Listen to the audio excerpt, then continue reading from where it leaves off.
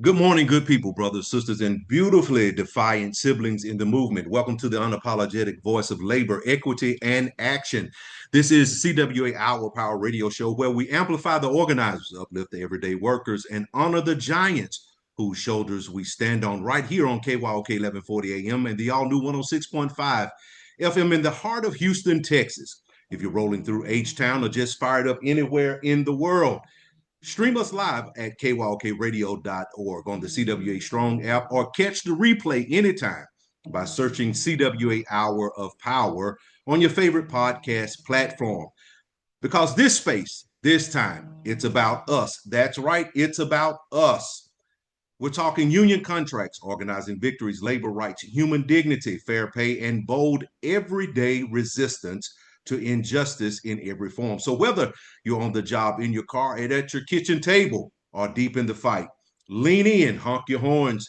If you stand with workers, throw a fist up if you know your worth.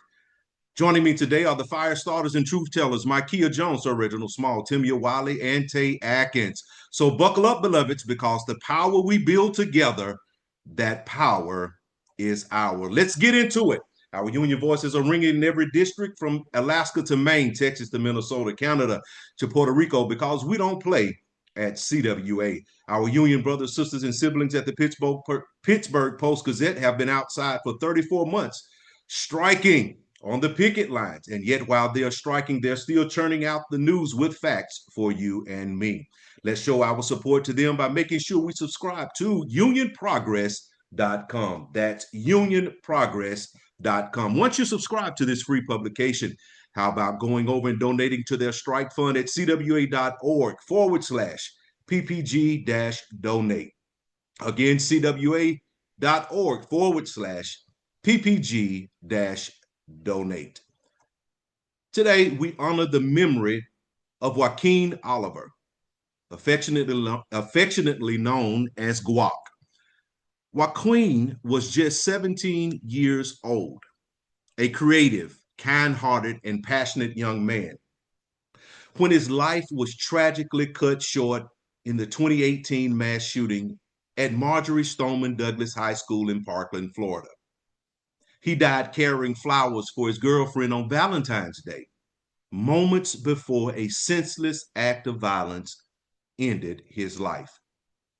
But Joaquin's story does not end there.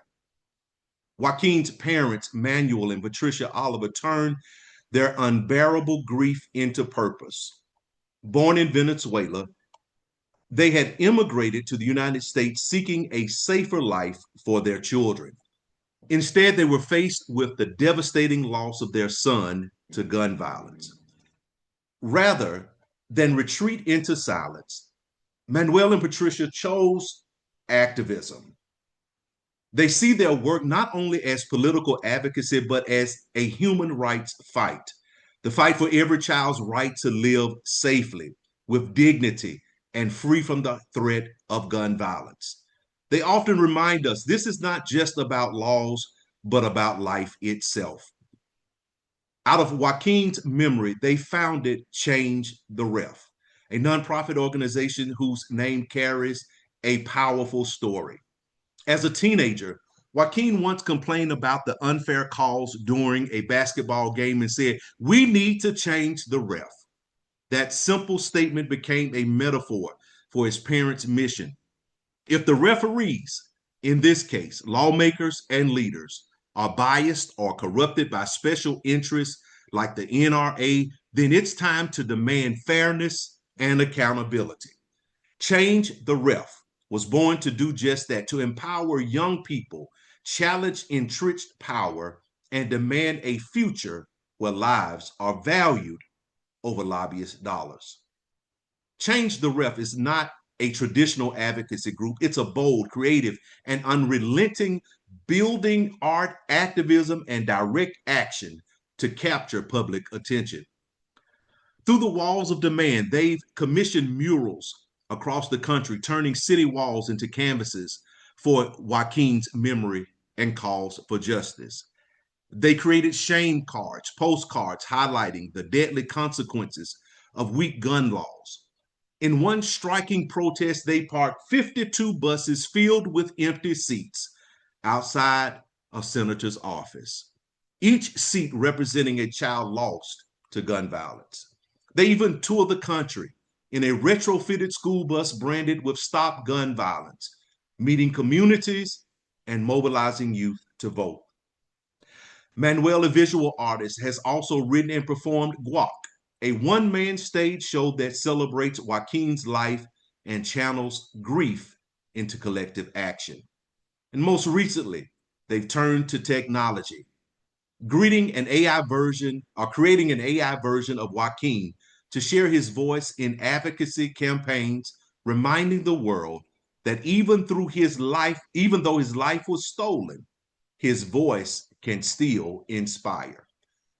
Joaquin's parents, Manuel and Patricia Oliver, are more than victims' families. They are human rights activists. They work through Change the Ref is a statement to the power of grief transformed into action, love turned into movement. Through Joaquin's legacy, they continue to demand change. Change in laws, change in leadership, and ultimately change in the way America values the lives of children. Because, as Manuel and Patricia remind us, this is not just politics. This is a fight for the most fundamental human right of all, the right to live. With that being said, we pause today in solemn remembrance of the tragedy that has unfolded in Minneapolis, where a gunman opened fire during Mass at a Catholic school. 2 innocent children were taken from us far too soon, and 17 others were wounded in an act of violence that has left deep scars. We hold in our hearts the grieving families, the classmates and educators, the parish, and the wider community struggling to process this painful loss. Let us take a moment of silence to honor the lives lost, to send strength to the survivors, and to stand in solidarity with those impacted. Moment of silence at this time.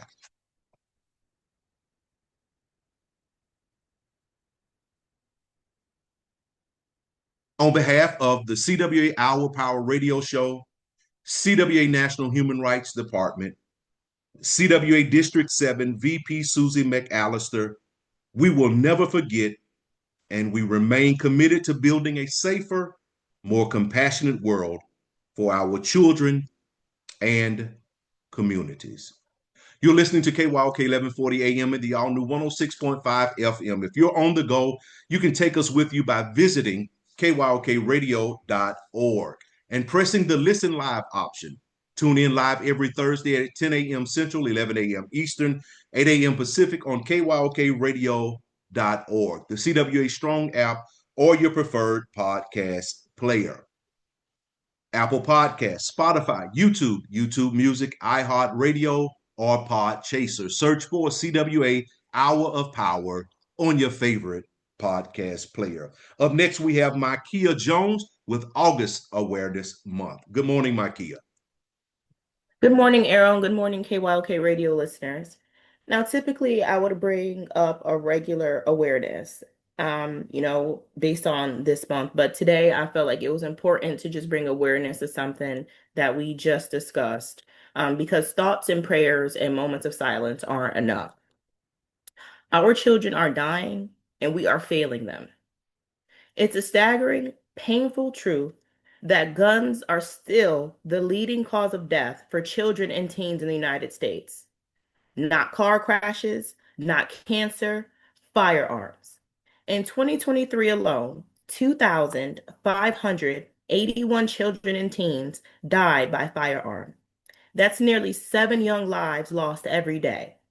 Lives that should have been filled with laughter, learning, and possibility. But instead, they're gone, and we let it happen. And these deaths are not inevitable. They're not unavoidable. They are preventable. Since 1999, more than 420 school shootings have occurred in the United States, exposing at least 390,000 students to gun violence on school grounds. And school shootings have surged dramatically since the COVID-19 epidemic. 2021, 2022, 2023, and 2024 all set new records. In 2024 alone, there were at least 83 incidents. And as of August 27, 2025, there have already been 44 school shootings this year, and 22 of them on K through 12 campuses and 22 on college grounds. These incidents have claimed 18 lives and injured at least 74 others just in the past 8 months. One of the deadliest years was 2022, when 47 people were killed in a school shooting. That includes the devastating massacre at Robb Elementary School in Uvalde, Texas, where 19 children and 2 teachers were murdered. And that gives us a generation that lives in fear. The impact of school shooting goes far beyond the physical toll. Students exposed to violence face long-term trauma, with rising rates of depression, anxiety, PTSD, and chronic absenteeism. Our kids are afraid to go to school. There's a decrease in academic performance and graduation rates, and educators leaving the profession because they're unwilling to risk their lives for a job that once felt safe. And this violence isn't distributed equally.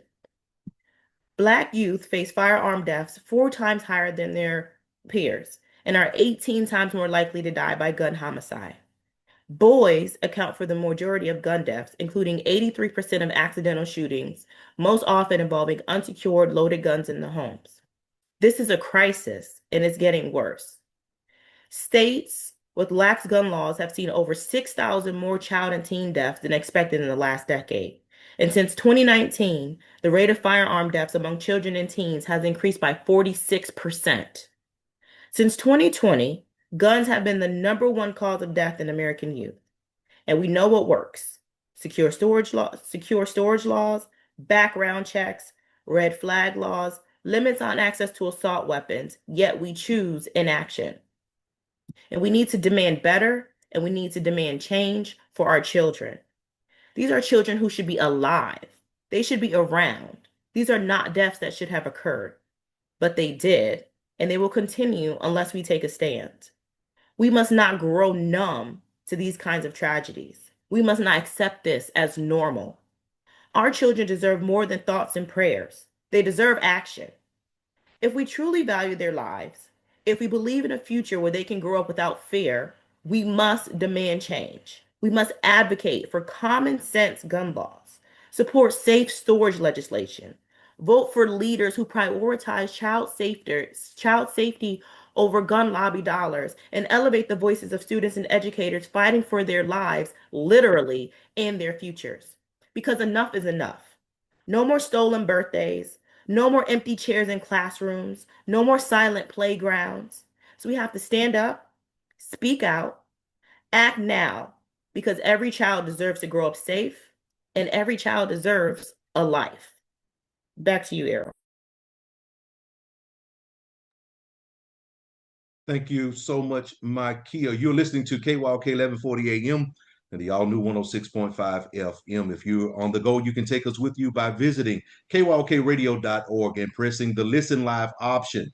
Tune in live every Thursday morning, 10 a.m. Central Standard Time, 11 a.m. Eastern, 8 a.m. Pacific on kyokradio.org, the CWA Strong app, or your preferred podcast player. All right, up next, we're going to have Mr. Reginald Small with Union 101. You got it, Reginald? Are you ready this morning?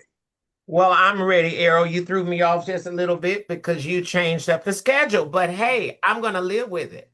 All right. Good morning, Errol Minor. Right. Good morning, KYOK radio listeners. And yes, I am Reginald Small, and I am back this morning with Union 101 Part 5. And we're going to call this just the bigger picture, why union matters beyond the job. Now, we spent the last few weeks breaking down the basics, what a union is, dues in a democracy, your rights. We even talked about how to organize your workplace.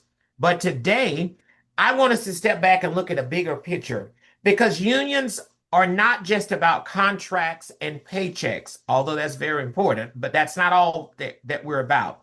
We're about justice in our communities, our politics, as well as our democracy.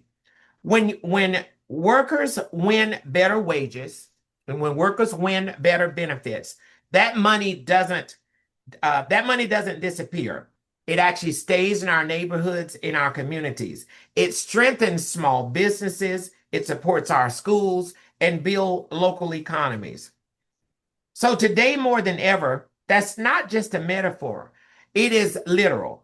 Unions are standing on the front lines, working to protect labor rights from being dismantled by policies like policies from Project 2025, and fighting to guard our freedoms at work and beyond. We've seen significant battle lines drawn, like when TSA workers, through their union, had to go to court to protect their collective bargaining agreements, winning a ruling that confirmed their rights could not be just taken away from them. And it's not just the federal level. Across state lines, unions are pushing to control how AI is used at work, making sure human rights are not erased by automation. These fights aren't abstract. They're happening right now with real consequences for working people and actually for democracy itself. Unions fight for fairness beyond the workplace, affordable health care, parental leave, safe housing, racial justice, and inclusive policies. These are battles unions are leading, not waiting on. We're leading. They've been pushing for fair wages, access to voting, and civil rights, not just in workplace negotiations, but in the halls of power. The proof is actually in the numbers. States with strong union presence show better wages overall, even for non-union workers. Unions have closed the wage gap for women and Black and brown workers. Where unions are stronger, income inequality is lower. That's just plain simple truth. That's factual data. Here's the big idea. The fight for a union at your workplace is connected to the fight for justice everywhere. Strong unions mean stronger communities, and that's why democracy depends on stronger unions. So when we talk about unions, we're not just talking workplace contracts. We're talking about reclaiming power in our neighborhoods, our politics, our future. So that's Union 101, Part 5, keeping it real simple. We're calling it the bigger picture, why unions matter beyond the job.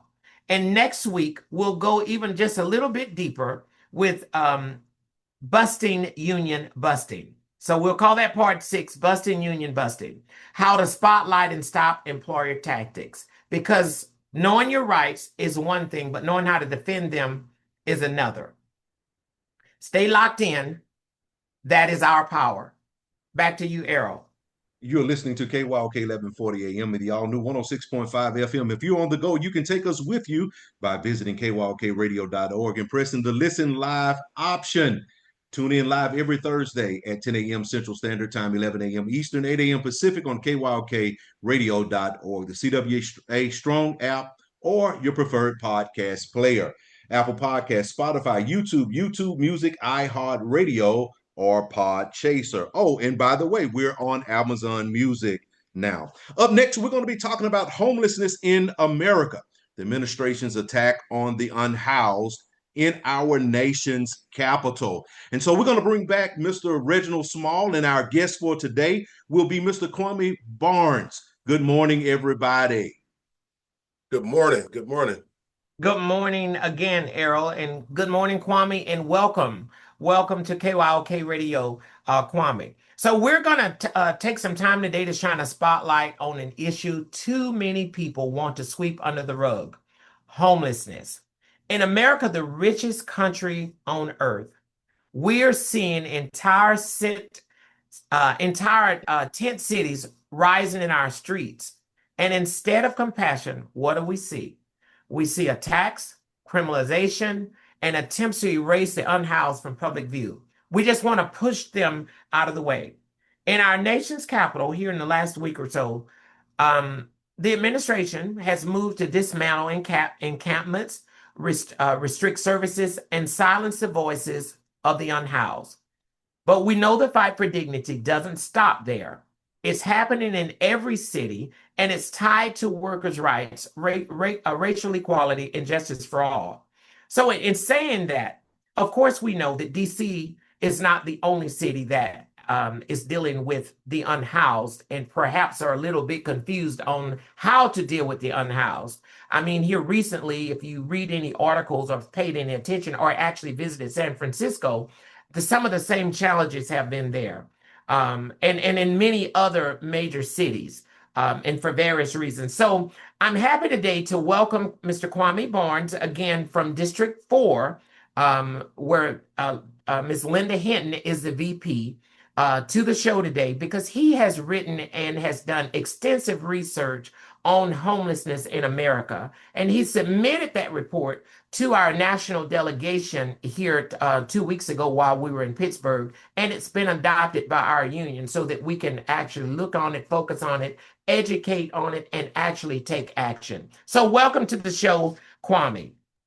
Thank you, Reggie, and thank you for having me this morning. I'm excited to be back on the show. Yes, we're glad to have you. So, can you tell our listeners a little bit about your work in District 4 and how homelessness connects to the broader fight for workers' rights and actually for human rights for that matter? Well, in District 4, our work is about linking labor rights to human dignity. We fight for fair wages, health care, racial justice, and community power. Homelessness is not separate from labor. It's the result of wages that don't match the cost of living, housing policies that fail working families, and a system that leaves too many of us behind. As union members, we cannot ignore that. So, when we think of homelessness, Kwame, or the unhoused, as we like to reference that in a more dignified manner, we think of the issues that come up with it. I mean, we want to think it's a simple issue, cause and effect, and it's not. So how do issues like mental health, addiction, and systemic racism play into the current attack on unhoused people? That's a good question, Reggie. And it's kind of tough to deal with. But, Black and brown people are overrepresented in the homelessness population because of the generational redlining and discriminatory hiring, unequal access to mental health care. And instead of addressing these root causes, the administration blames individuals. That's not justice. That's called scapegoating. And we're tired of it. So now we have to speak out and do something about it.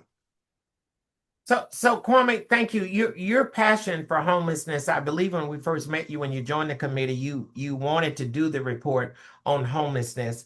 In the area that you live in, is it a current problem like we're seeing in a current issue like we're seeing maybe in DC in the San Francisco area?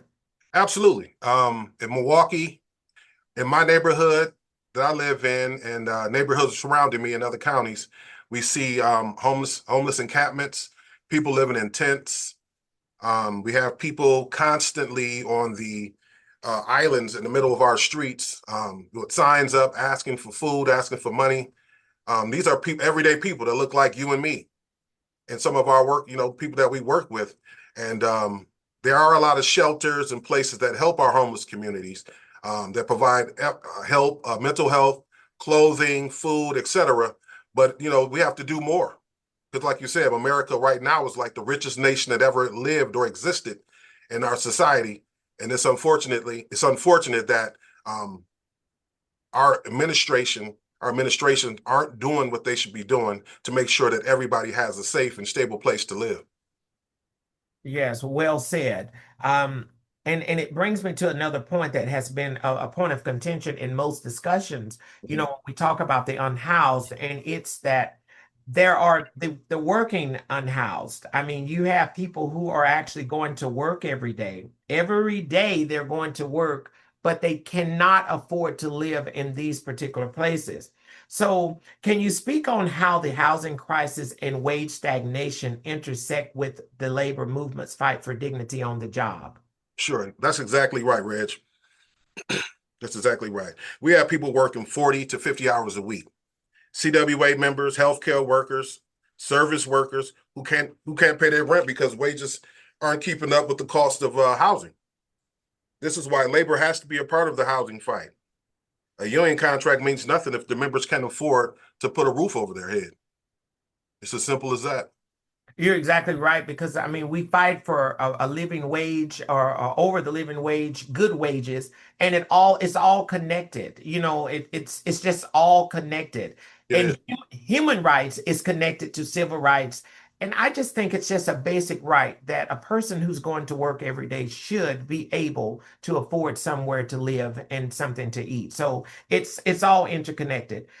Some politicians frame homelessness as an individual failure instead of a crisis.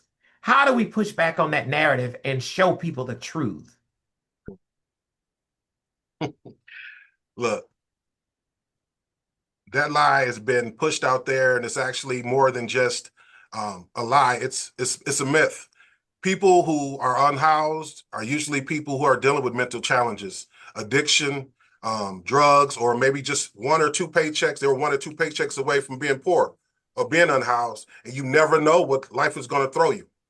But to stigmatize a group of people without talking about the reasons why we have unhoused, and that has something to do with the policies that aren't being passed by our administrations, whether that's locally, whether that's nationally. And if this is not addressed, we'll have a lot more people struggling and dealing with these same issues going forward. And again, this is unfortunate because America right now is the richest nation in the world. And you can't hide poverty by sweeping up the tents that they're staying in, sweeping up people, telling them that they're not worthy or they don't have any sense of humanity. To sweep them under the rug, to hide from cameras and to hide from tourists is egregious. The issue is, what do we do, or what can we do to stop to stop homelessness and to support systems that put people in places where they can have a livable, stable life? Yeah, I totally agree. The picture is, I mean, the whole thing, it's bigger. You mentioned addiction, the mental illness, all of that stuff. That's a bigger problem. And if we're going to tackle homelessness, we would have to look at those programs as well. So if you want to push people away and push them out of your city, out of the views of the tourism industry, and make your cities look better, you're not really fixing it. You're just hiding it. You're camouflaging it, when perhaps we need to look at programs that would pour more money into drug addiction. Look at how drug addiction is hitting our major cities and our younger people, and it's still a thing in America. And mental illness. I don't think we talk enough about mental illness at all, and the unmedicated mental illness, the untreated mentally ill, and they're just kind of, I mean, in some cases they're just roaming about, and we're not dealing with mental illness enough. So that's not a question. That's a rant that I just went on because, Kwame, as you can tell, I'm just a little bit passionate about this myself. Hey, Reggie. So when you touched on mental illness, we're Black and brown people suffer from that more than any other racial group. However, all human beings deal with it. If we look at the school shooting that happened, the unfortunate event that happened yesterday in Minnesota, think about the children from that church who are going to live with that PTSD, depression from dealing with that. They're going to live with that for the rest of their lives. So imagine a group of people who are systemically set back due to redlining and redlining and unsupport and not enough money coming into the neighborhoods. Think about how their mental health, our mental health is here. You know what I'm saying? We have to deal with that crisis in order to put people into safe, stable places to live. So I definitely agree with you. Yeah, yes, for sure. Kwame, this is such a wonderful topic, and you did such a good job on the report, Homelessness in America. I really appreciate you coming on the show today, and I want to give you the opportunity. Is there anything else that you would like to share with us, or provide some insight, perhaps how unions and how working people can help in this fight? Absolutely, and thank you. It's simple. We shouldn't look away. We should join housing justice campaigns in our cities, call our council members, show up at rallies, and when you're at the bargaining table, demand that housing is a community justice and a part of what labor stands for. Outrage is fuel. but organizing is the engine. So continue to organize, continue to organize, continue to organize. Kwami Barnes, District 4, we really, really appreciate you coming on the show today, and you have a wonderful day. And back at you now, Errol Minor. Thank you so much, Reginald Small and Kwami Barnes. The time is 10:30 a.m. And we're going to keep this conversation going and bring on our next guest. We're going to welcome Elissa Johnson, Vice President of Criminal Justice Campaigns at Forward.us. And at Forward.us, Elissa leads advocacy campaigns to reduce incarceration in some of the nation's highest incarcerating jurisdictions, focusing on safe, effective policies that support families and formerly incarcerated people. Before Forward.us, Elissa spent 8 years as an attorney at the Southern Poverty Law Center, working on litigation and legislative campaigns to improve prison conditions, juvenile justice, and civil rights. She holds degrees from Fisk University and Loyola University, Chicago, including a master's in social work and a law degree. Forward.us is a national bipartisan advocacy organization working on immigration and criminal justice reform. They focus on reducing prison and jail populations, expanding opportunities for formerly incarcerated people and their families, and transforming immigration policies to be fair, humane, and modern while benefiting all Americans.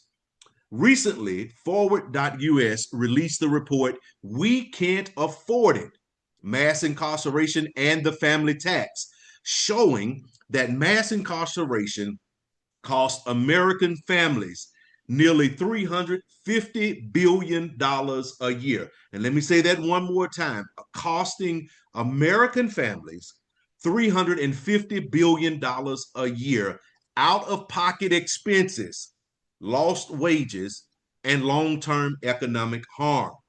And Black families pay the highest cost, deepening the racial wealth gap. Elissa, welcome to our Power Radio Show. We're glad to have you here this morning. Good morning, Errol. Glad to be here, and thank you for that warm introduction. You're so welcome. For listeners who haven't read your report or haven't read the report, can you walk us through the key findings of "We Can't Afford It: The Mass Incarceration and the Family Tax," and why this research is so urgent right now? Absolutely. I think I'll start with just why this research is so important. For too long, the cost of incarceration has been framed in terms of the taxpayer cost, which is about $90 billion a year that we spend on prisons and jails. However, as you just explained, one of the top findings from our report is that families spend nearly $350 billion a year. The cost of families with incarcerated loved ones. And so what we see is that taxpayer spending is just the tip of the iceberg. And so it was important for us to really be able to bring out, what does this look like for family budgets, for bank accounts? How is this impacting families? And how families bear these costs. And some of the other findings that we saw in the report were that families spend, so out-of-pocket spending on average, if you have a family member in prison, it's about $4,200 a year. I don't know about you, but that's a lot of money if you think about minusing that from your budget year after year. In the last few days, I actually saw a survey from union members that the AFL did, and understandably, a lot of union members are really concerned about the cost of living and affordability and the current state of the economy. And I think that is true probably of most American families right now. And so when we're thinking about how do we address affordability, how do we make sure people can afford a place to live, as Kwami was just discussing, we can't overlook the impact that and the cost that families are paying because of mass incarceration has on their ability, to access the American dream. Right, and to me, that number, 350 billion annually, that is staggering. And when you look at it just a little bit closer, how do these costs break down for the families, and what type of sacrifices are they making just to stay in contact with their loved ones who are behind bars?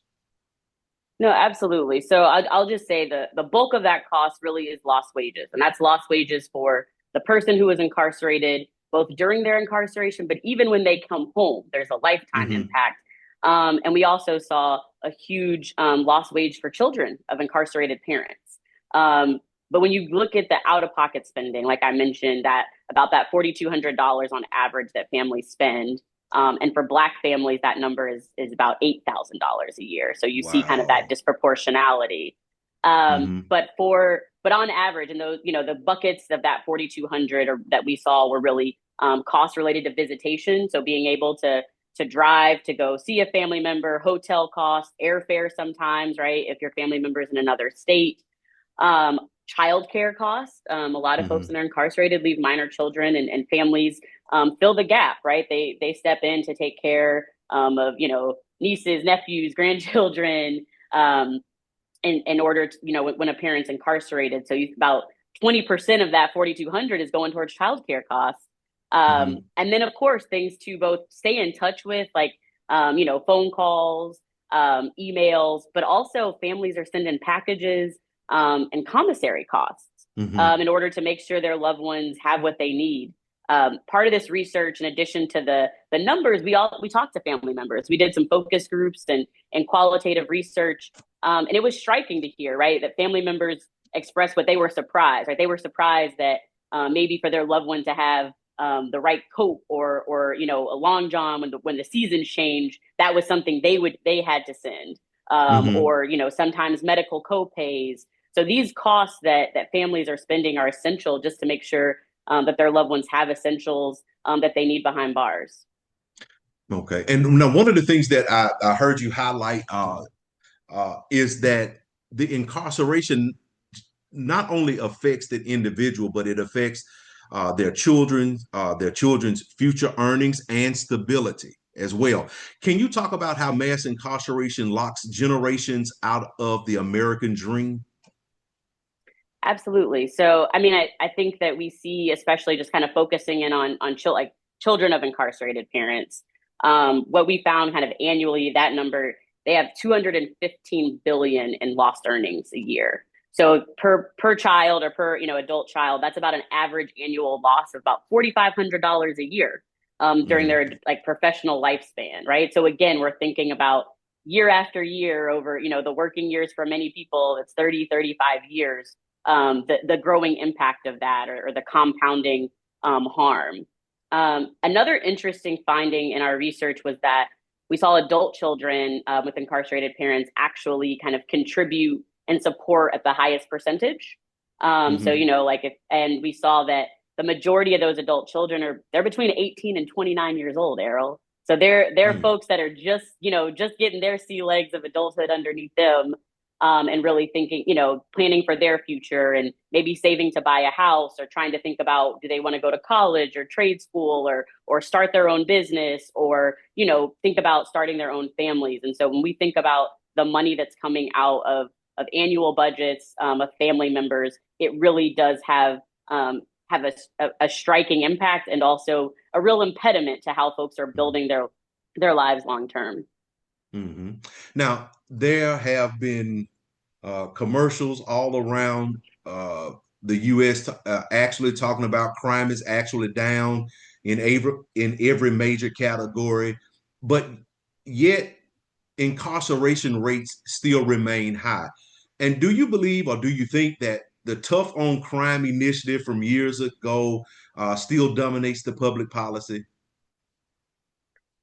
I think in some spaces it unfortunately does, but I also think Mm-hmm. that voters and Americans have been overexposed to the harms of incarceration because of the impact of the system. We did some research several years ago that found 1 in 2 Americans adults has had immediate family member incarcerated.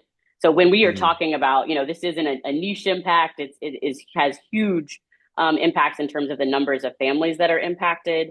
But I think too often that what we see in some of the rhetoric is that safety and justice are at odds with each other. And that's just simply not true. And I think what we Mm-hmm. see in the crime data and the decline, and what actually works to reduce crime, shows us that those two things are not at odds with each other. Mhm. We've seen in states that actually reduce their incarceration, crime falls faster than states that increase imprisonment.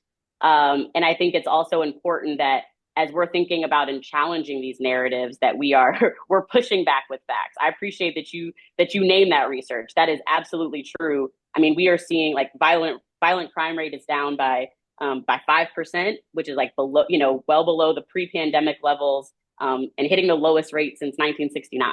Right. And so, I mean, that's good news. And that's because of investments, and that we followed the data and kind of like what do communities need, right? What do communities need to be safer and stronger? And it's not more incarceration. We know and have a lot of research showing that incarceration is one of the most expensive and least effective public safety strategies. And it's a mistake to continue down that path. And so I think we have to call out that tough on crime rhetoric, because it's not true, right? We can be absolutely thinking about accountability of harm, but also understanding what actually works to improve public safety. And I think communities understand that. I think it's just up to push our elected leaders, local, state and federal, to make sure that their policies reflect what we know about what advances public safety. Mm-hmm. Now, I also found out that your research shows that investments in healthcare, violence intervention, education, and housing yield far greater public safety results than prisons. Aha.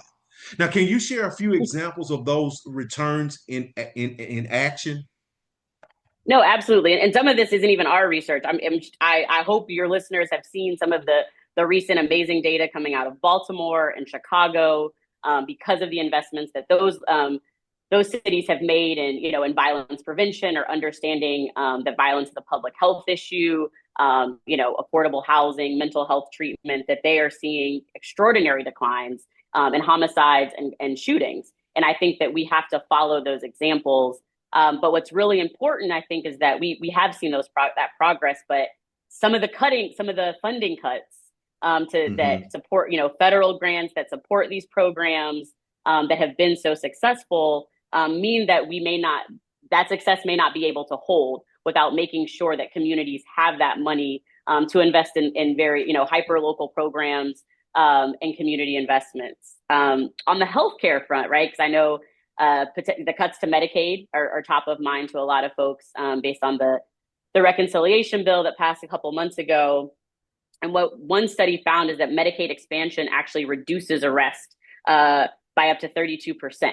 And so when we think about also having access to healthcare and mental health treatment or substance use treatment, that actually is also a public safety strategy. And so what we understand about what makes our community safer, we have to be looking at the data. And I think there's a quick return, right? Youth job programs can show, like summer job programs can show a very immediate and significant decline in crime. And across the board, youth crime is down over decades. But we are also seeing, again, some misinformation around what's happening in our communities as it relates to kids. And I think it's really important to prioritize what works, and to make sure that our leaders are putting their money, putting our resources behind those programs, so that our communities are safer. Okay, now our former guest Kwami Barnes came in, was talking about homelessness and the unhoused. Now, how does the criminalization of homelessness make this worse? Because we know what's being done right now and going on in DC. I mean, we know that criminalizing homelessness doesn't work, right? That doesn't make it easier for people to find sustainable, affordable housing. And in many ways, right, saddling them with potentially an arrest record or some type of conviction only makes it harder for them to access affordable housing that they're to live in. Kind of going back to the report, one of the findings that we saw was that nearly 20% of children were at least temporarily unhoused because of parental incarceration. And so I think when we are thinking about how do we, like, knowing that everybody having a safe, a safe place to sleep, roof over their head is so important to just thriving, and what we want for our neighbors, that criminalizing, it doesn't work. Because what we see, thinking of an example from Miami, where we saw, because of a consent decree, actually, and the fact that they had to invest more in community services, and they were prevented from arresting and taking the belongings of people who are unhoused, we saw that homelessness population plummeted by 90%. So these investments work, right? They're not theoretical. Yes. They're not, and I think we have so many examples, thankfully, because of the work and concerted efforts that have happened over the last 15 to 20 years. And I even want to, kind of say that in terms of, you mentioned kind of the high incarceration rate that we have in this country, and we have so much work to do there, Errol, hands down.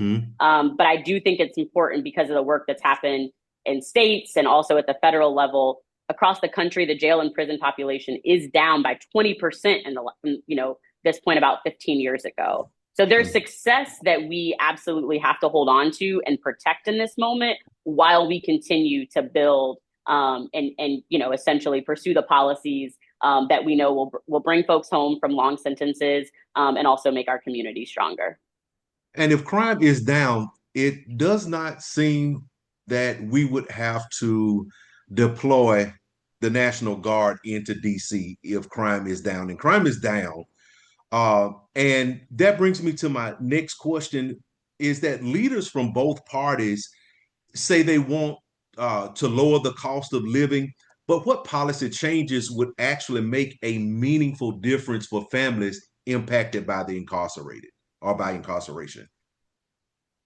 I mean, I think what's, one good thing is that there are a variety of policies that can help, right? And so I think that we've seen states expand parole so that people are able to, to come home sooner, to access programming behind bars that increase their success.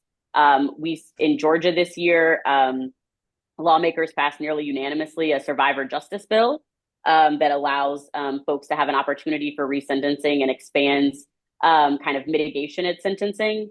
And so I think what we know and what we have to continue to pursue are policies that reduce incarceration. And so I think that second look, that's potentially earned credits. We have to get rid of these ineffective mandatory minimums. I mean, I can't tell you that I see judges sometimes when they comment about the fact that a mandatory minimum is not the sentence they would give, but they have to. We know they don't work. Sentencing people to decades behind bars doesn't make our community safer. And it just separates families and takes, and has that long-term effect that we're talking about, both economically, but also just in the way of, emotionally to families and the connection. Mm-hmm. Now, for our listeners and our union members, working families, and community advocates, what can we do to push for solutions that end mass incarceration and strengthen our communities? I mean, I think one thing is that once these laws pass, we have to make sure that our elected leaders are implementing them and doing everything they can. As you know, it's what's on paper is great, but we have to make sure that it's fully implemented. It's also important, right, to push, when people are running for office, to ask them what their plan is to reduce incarceration. We did some polling last year that folks want candidates who have a perspective on criminal justice reform. An overwhelming majority of voters think it's important to reduce the prison and jail population. And so I think just like asking, and that's a variety, right? That could be what city council is doing, your state legislators, your statewide, as well as the folks that represent you in Congress. And I think also just making sure that we are expanding those opportunities, right? That people know about employment opportunities if they're formerly incarcerated. That's why I think, unions are so important as an opportunity to make a living wage for folks that are coming home and that are trying to learn a skill and take care of their families and be part of their communities. And so I think unions already do such a great job in so many ways of being a pipeline and supporting working families. And I think that just how to continue to expand those opportunities. And again, just to push back, to say to our leaders, like, no, we know it's not true. That we need more incarceration to be safer. To just essentially unequivocally reject that misinformation and that myth. And so that leaders understand that in order that they are accountable and that we have the research and we expect our leaders to follow the data to really deliver safer and stronger communities that we all know are possible and have so many examples of how we can make them happen. Elissa Johnson, Vice President of Criminal Justice Campaigns at Forward.us. Thank you for joining us and helping us understand the family tax of mass incarceration. This conversation is critical. If we're serious about supporting working families and building safer communities, we have to rethink incarceration, bail, and the policies that hurt our families the most. For our listeners, you can read the full report. We Can't Afford It, Mass Incarceration and the Family Tax from Forward.us. We'll share the link in our show description and on social media. Stay connected, stay active, and remember, CWA Our Power is collective power. This is the CWA Our Power radio show. And thank you once again, Elissa Johnson, for joining us this morning. It was a pleasure. Thank you, Errol. You're listening to KYOK 1140 AM and the all-new 106.5 FM. If you're on the go, you can take us with you by visiting kyokradio.org and pressing the Listen Live option. Tune in live every Thursday at 10 a.m. Central, 11 a.m. Eastern, 8 a.m. Pacific on kyokradio.org, the CWA Strong app, or your preferred podcast player, Apple Podcasts, Spotify, YouTube Music, iHeart Radio, Podchaser, and Amazon Music. Up next, we have the Union Buster of the Week with Timmia Wiley. Good morning, Timmia. Good morning, Errol. Good morning, KYOK listeners. Good morning, Saints and Aints. This week's Union Buster of the Week goes to Concentrix Corporation, a call center giant that decided silencing workers was easier than listening to them. So here's the story, guys.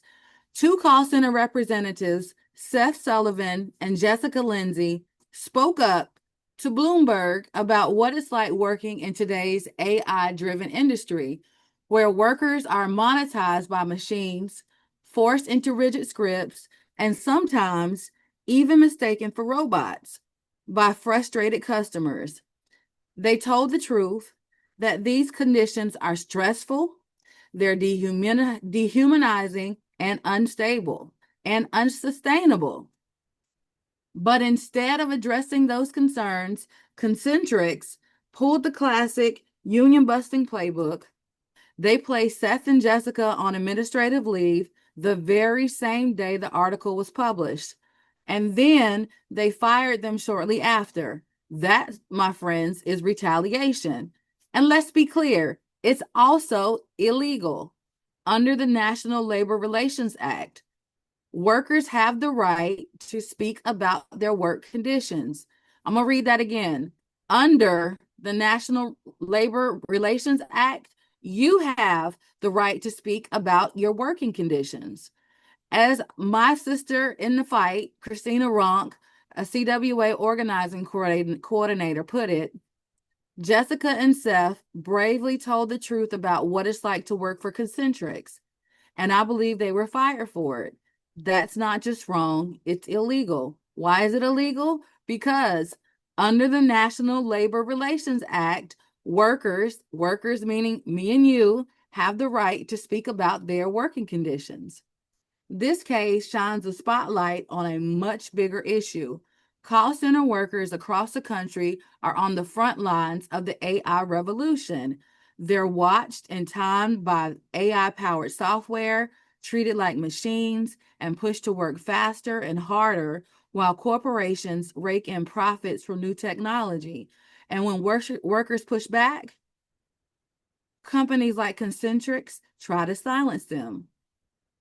But here's what Concentrix can't silence: a growing movement of workers demanding dignity, respect, and a real say on the job. As Seth said himself, I never claimed to speak for the company or shared anything confidential. This feels like punishment for telling the truth, and I'm not the only one. So Concentrix, hear me loud, hear me proud, you've earned it. For retaliating against workers who dared to speak out, for treating human beings like robots, and for proving once again that corporate profits matter more to you than people. You are officially this week's Union Buster of the Week. Back to you, Errol. Thank you so much, Timmia Wiley. You're listening to KYOK 1140 AM and the all-new 106.5 FM. If you're on the go, you can take us with you by visiting kyokradio.org and pressing the Listen Live option. Tune in live every Thursday morning at 10 a.m. Central, 11 a.m. Eastern, 8 a.m. Pacific on kyokradio.org, the CWA Strong app, or your preferred podcast player, Apple Podcasts, Spotify, YouTube Music, iHeart Radio, Podchaser, or Amazon Music. Search for CWA Hour of Power on your favorite podcast player. As we come down to the final minutes of the show, our union brothers, sisters, and siblings at the Pittsburgh Post-Gazette have been outside for 34 months, 2 years on the picket lines. And yet while they're striking, they are still churning out the news with facts for you and me. Let's show our support to them by making sure we subscribe to unionprogress.com. Once you subscribe to this free publication, how about going over and donating to their strike fund at cwa.org/ppg-donate. And I just heard someone shout in the background, "We are one." That's right, we are one. August and all of its awareness days are an opportunity for you, yes, you, to take action and learn more today. When you take time to learn more about others around you, you're making the world a better place. Awareness campaigns serve as a powerful reminder that there are steps we all must take in looking out for loved ones, the people in our community, and those who have been impacted. It's time to take one big step together and make a change. An hour is not long enough to be with you, and a week is too long to be away from you. You've been tuned into the CWA Human Rights Hour Power radio broadcast. I hope something you heard today has inspired you to take action toward creating positive change in the world.